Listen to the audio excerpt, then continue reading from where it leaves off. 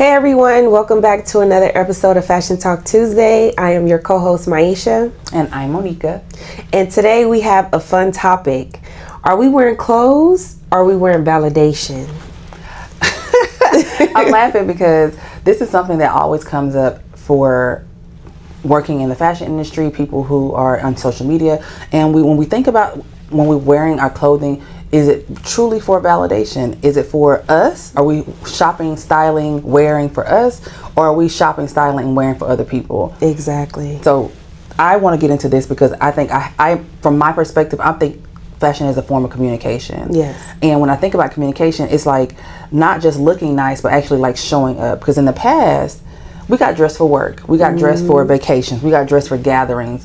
And now it seems like everybody's getting dressed for social media. Yes. And that's okay because social media has now become a job, and content creation has become a way of life for people to sustain, for people to take care of their families, for people to show up to a job every day. And that's beautiful. But when does it become that you no longer get dressed for yourself? Exactly. I love that. When I think about that, it's like, are you dressing for you or are you dressing for engagement? Has social media become our stylist? It has. And I think from a trend perspective, how everybody shows up now is we let trends kind of dictate how we get dressed.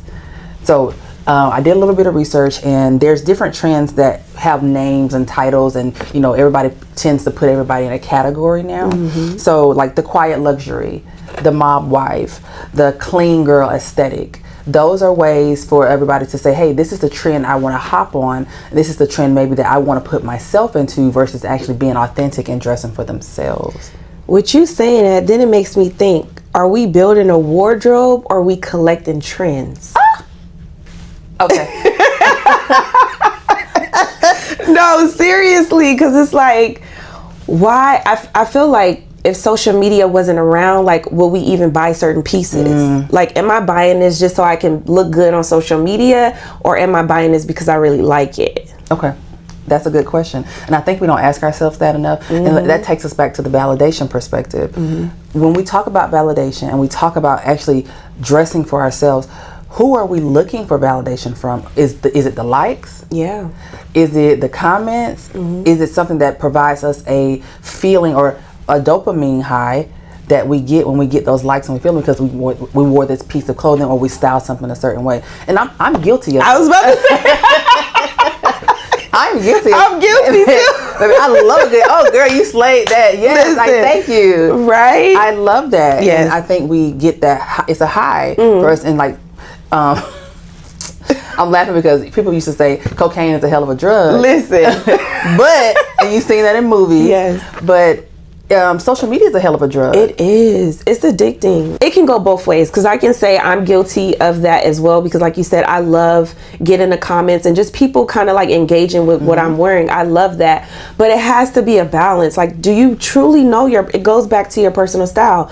Do you have a personal style? Are you, again, are you just dressing just to get those likes, or you are helping people find their personal style? That's another point. Because I know, like with you, like I said on the last video, I get inspired by what you wear, and I'm just like, okay, let me follow girlies that I can get inspiration from, and then I can do my own mix, and then I am going to post for social media so I can get the likes and all that other stuff. But then it's like you also have to tune into yourself and say, okay, let me kind of like look within myself. Am I doing this just for the likes, or am I doing this to help people? I feel like fashion gives us a excuse or a reason to show up differently. We have to separate our personal style from outside validation. That kind of brings a question to my mind.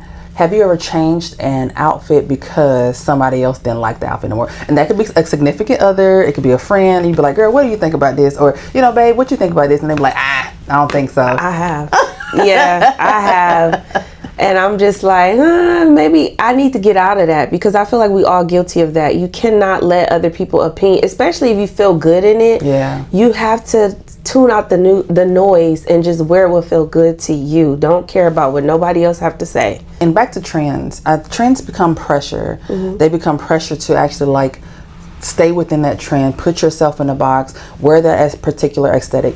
And we can take this back to social media all day long when we talk about, niching down. Like, oh, this is my niche, or this is my aesthetic. This is the aesthetic that I have for my content. I felt like I had to do that because we always feel like, oh, if this is how people receive me, I want this to be my brand consistently. No. But we're ever evolving people, and trends keep us in a box until the trend is outdated. Right. And then now you feel like your whole wardrobe is outdated. And then now I spent this money on this wardrobe, and now I can't wear it. That's why I love when you say, I'm going to wear these clothes. You have to. And then also, too, just having your staple pieces in your wardrobe is essential. Like, have your trousers, your blazers, your denim jeans, and just the staple pieces to where you can switch things up so you won't be in a box. Let's talk about fashion is a form of communication. When we communicate who we are, and that kind of takes us back to the brand piece as well. We're telling people what I like, what I love, what makes me feel good, what doesn't make me feel good. But one part of that being communication, the other part is comparison culture. And we hit on this on another show, but comparison culture is huge right now. And I don't know if it will ever go away. Like, we all see things that we want to, aspire to do, aspire to be like, or being inspired to just do more of. Right. And that just brings us to like style versus identity. Are we, creating our own identity, or we're letting what other people are doing change that for us? Yep. Or just social media changing it for us. Yeah, or just social media changing that for us. So when we think of that, what are ways in which you think you can kind of still keep the two separate, still have my identity, but still also, be inspired by somebody's style, but still put it my way? Honestly, that's why I said, going back to social media, I follow so many fashion girlies. I try to follow people that dress differently than me so I can be inspired by what they wear. And like I said, like, oh, I didn't think about putting that together. Well, let me try it, but let me put my own spin on it. So when we think about validation, we think about overconsumption, because there's a cycle, and it is buy, shop, feel good, repeat. And that dopamine, going back to that dopamine high, when we think about these things, we think about how we overconsume to keep up with trends. I'm so tired of it. I'm so tired of that. And I thought about that for years, because when celebrities wear clothes, they have to never show up again in these pieces on the red carpet again.